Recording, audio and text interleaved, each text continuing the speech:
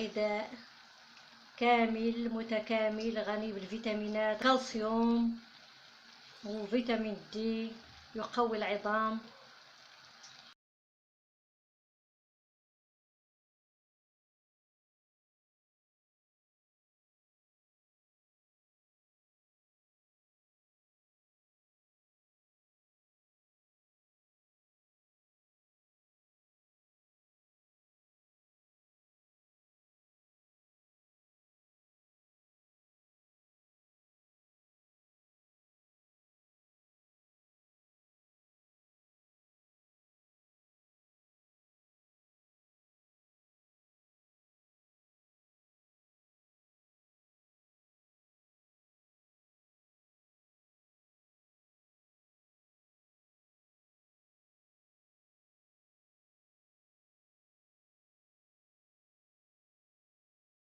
عليكم وصلى الله وسلم وبارك على سيدنا محمد. خوتي خواتاتي، كيف راكم؟ لاباس عليكم؟ ان شاء الله تكونوا بخير وعلى خير.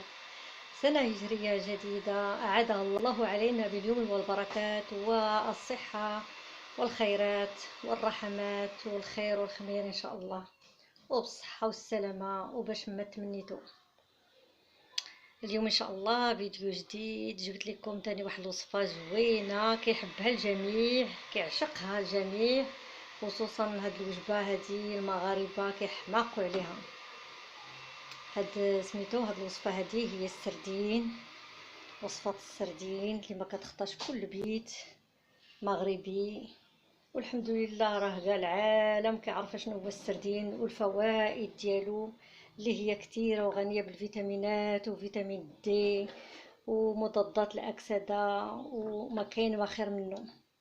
في بعض الاحيان هذا كيكون احسن من اللحم، تعويض للحم زوين بزاف بزاف، واخا تعاطيتي ليه يوميا ما غاديش يضرك مع بحال اللحم. فاللحم الا كنتعاطاو ليه يوميا وما معاهش الخضار وما معاه السلطات وما معاه هذا، فهو مضر للمفاصل والعظام وهذا. اللحم مره ولكن هذا السمك الا كتعاطي ليه ولو 3 المرات 4 المرات في الاسبوع، بالعكس راه هو كيزودك بواحد كم هائل ديال الفيتامينات وفيتامين دي، خصوصا فيتامين دي، فهو يحتوي على فيتامين دي بكثرة بواحد الكمية وفيرة.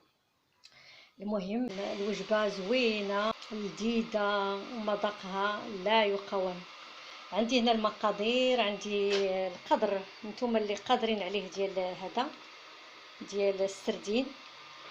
عندي واحد القدر ديال السردين اللي نقيت وغسلته مزيان وحيدت ليه داك السنسور، حيدوا ليه ديك الشوكه احبتي في الله اللي كاينه مورا ظهر السردين، فين هكا كتكون فيه واحد الشوكه هنا، خصكم تحيدوها ضروري. تبقى مزيان تغسل 2 مرات 3، تحيدوا ليه دوك سميتهم القشور ديالو. راه اي واحد تبارك الله كيعرف، انا كنهضر مع المبتدئين هما الحمد لله كلشي كيعرف يدير هذا، ينقي السردين. هذه كميه.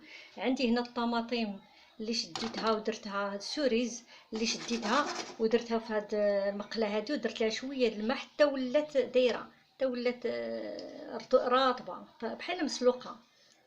غادي نطحنها مازال ونزول ليها هذيك القشره اللي فيها.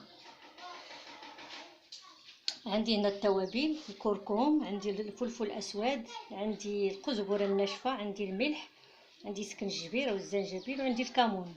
عندي هنا واحد الكميه ديال الزيتون منزلي اللي صوت بيدي، اللب ديال الحامض المصير. عندي المعدنوس هذا بالزايد، انا كيعجبني المعدنوس، وكندير القزبره الناشفه. بالنسبه للتوابل انا ما كيعجبنيش القزبر لان كيدير لي الطونسيون، كيطلع لي الطونسيون. نتوما لكم الاختيار، بغيتو تزيدوا حتى القزبر زيدوا. واحد الكميه ديال الثوم، وعندي واحد الكميه ديال البصله، واحد البصله متوسطه، عندي زيت الزيتون، وعندي الحامض. هادو هما المقادير احبتي في الله اللي غادي ندير في هذه الوصفه هذه. دابا غادي نشد هاد السردين اللي هو مغسول ومنقي ومحيد ليه السنسور، مع البصله متوسطه مع الثومه، غنطحن كلشي المصير بالقشره ديالو، واحد نص مصيره ديك التوابل.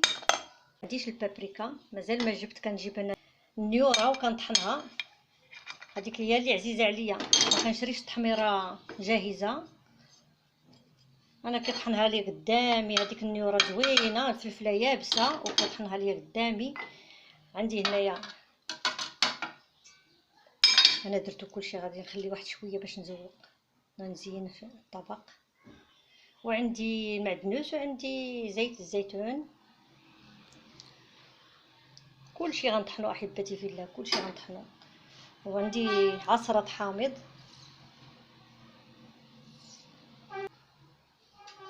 انا هزه بورطابل بواحد اليد وكنصور بواحد اليد، ماشي مشكل، كلشي غيدوز الحمد لله. الفكره كنتمنى توصلكم. صافي هادو هما اللي غادي نطحن. هادشي كله دوك المقادير اللي وريتكم غادي نطحنهم مع الحوت وانا غادي نرجع معكم. فهاني احبتي في الله، انا غادي نطحن.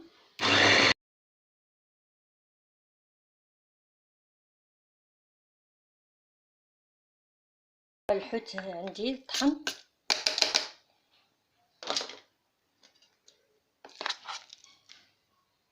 طحن كلشي ونساجم مع بعضو. دابا غندير فيه كويرات. هنا معست هذيك المطيشه سوريز، حيت مجهده شويه ديك القشره ديالها. غادي نصفي هذا الخليط هادو. هاد المطيشه راه قلت لكم درت لها شويه د الماء، شويش هكا غير حيت كانت مكونجليه، درتها انا شويه ديال الماء وخليتها ترطاب بحال طايبه. غادي نحيد لي هذيك القشره ديالها حيت كتكون حامضه بزاف.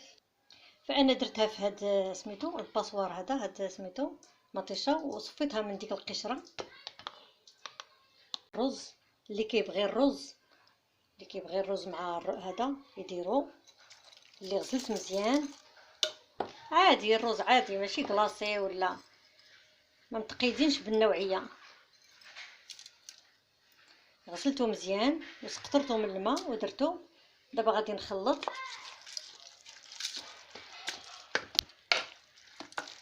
انا كنصور غير بواحد اليد حبتي بالله. هاني خلطته صافي. غندير فيه دابا كواري. غندير زويت هذا العود شويه، ثم غندير هذيك لاصوص ديالي.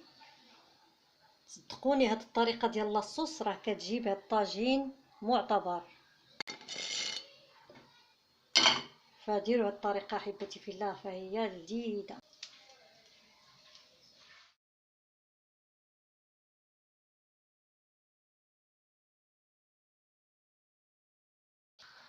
يا سلام احبتي في الله على هذا الطبق اللذيذ.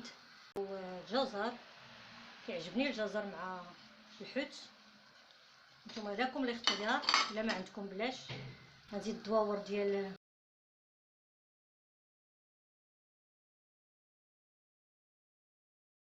المعدنوس بالزايد. انا كيعجبني المعدنوس لما له من فوائد عظيمه وكثيره على الجسم.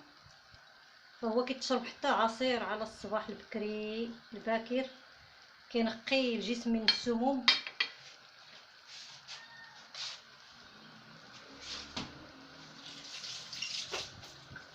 ما غاديش نضيع هذاك الحامض اللي عصرت، حتى هو غادي نديرو. وغادي ندير هاد الزويتينات. يا له من طبق مغربي اصيل، كلشي كيبغيه. عندما يكون سمك السردين احب الاطباق عند المغاربه وجميع دول العالم على ما اظن. كنتمنى يرقكم هذا الاقتراح هذا وينال استحسانكم ورضاكم. وكنخليوه يطيب على نار مهيله. ولا بغيتو حتى في الجمر غادي طيبوه في الجمر، فهو غادي يجي ألذ ما يكون.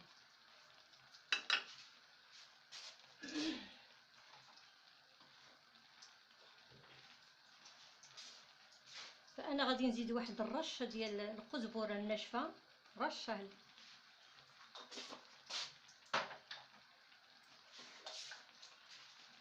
ورشه من الكمون كيتواتى مع السمك.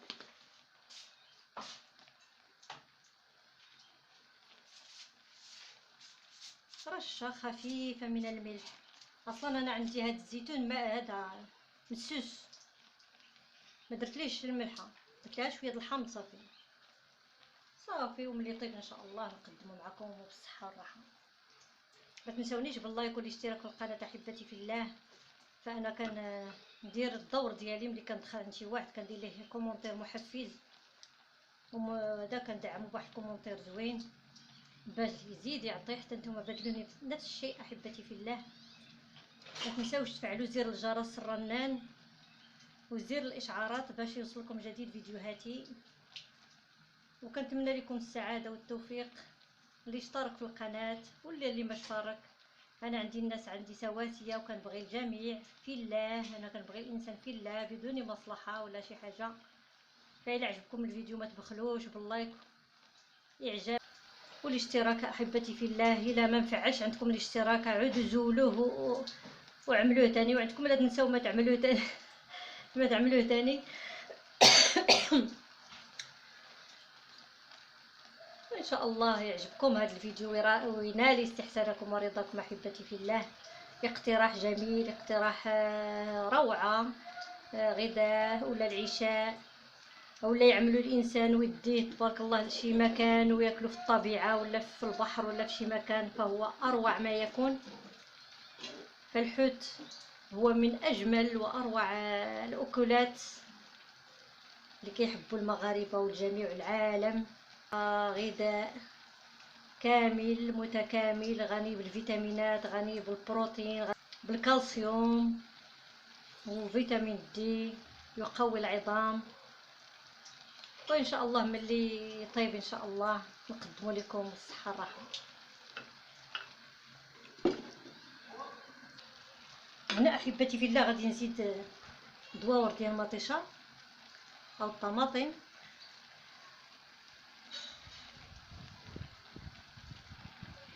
باش يزيد يعطي المرق زوين. وهذا الشيء اللي سميتو غادي نديرو هنا كلشي غيطلق البنه ديالو ان شاء الله. هنا خوتي في الله هنا غادي نصاوب معكم واحد العصير كيجي لذيذ. انا كنحيد سميتو هذا ديال مندالين، واحد مندالينه كبيره، مندالينه كبيره الحجم اولا جوج يكونوا متوسطين على قدر المستطاع، شويه ديال الجزر وشويه ديال الخوخ. غنصاوب واحد العصير ان شاء الله غادي يعجبكم. فهاد المكونات الثلاثه متواتيه مع بعضها. دابا غادي نطحنهم ان شاء الله. انا غادي نعملهم في هذا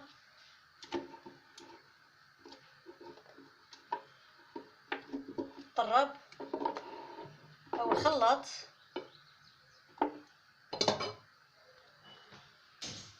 غندير واحد الكميه ديال الماء احبتي في الله على حسب نتوما الافراد ديالكم،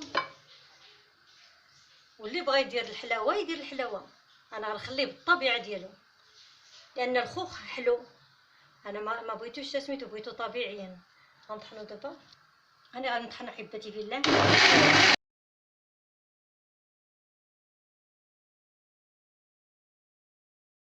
عندي طحنتو دابا غادي نصفيه. فهاد العصير احبتي في الله راه كي هذا المذاق ديالو بحال نكتارين. صوبطيه بيدك بدون مواد حافظه. غادي نصفيه احبتي في الله.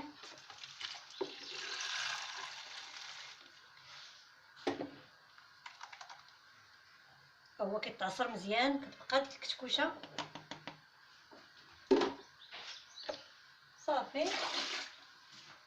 وتعملوه في اي اناء بغيتو تقدموا فيه العصير. وها هو نكتاري طبيعي منزلي مصوب على يديك بدون مواد حافظه. هو اللي غنقدمو مع هذا الطويجين هذا ديال هذا السمك هذا على قد ما يكون احبتي في الله. فغادي تذوقوه نتوما. الا خاصو مازال الحلاوه نتوما ديروا الحلاوه، بغيتو ديروا عسل، بغيتو ديروا السكر نتوما سميتو، بغيتو ديروا خاطر غديروا غير شويش ديال الماء غيجيكم خاطر. فاحلى ما يكون. نقدموه بالصحه والراحه والله يقنعنا. وكل نهار رزقو، كل نهار كنديروا وصفه والى وصفات اخرى ان شاء الله. دابا غادي نوريكم هذاك الطاجين كيفاش جا. وها هو الطاجين كيجي خادر طايب واقف في المريقه ديالو، كيجي ألذ ما يكون. ان شاء الله يعجبكم وينال استحسانكم ورضاكم.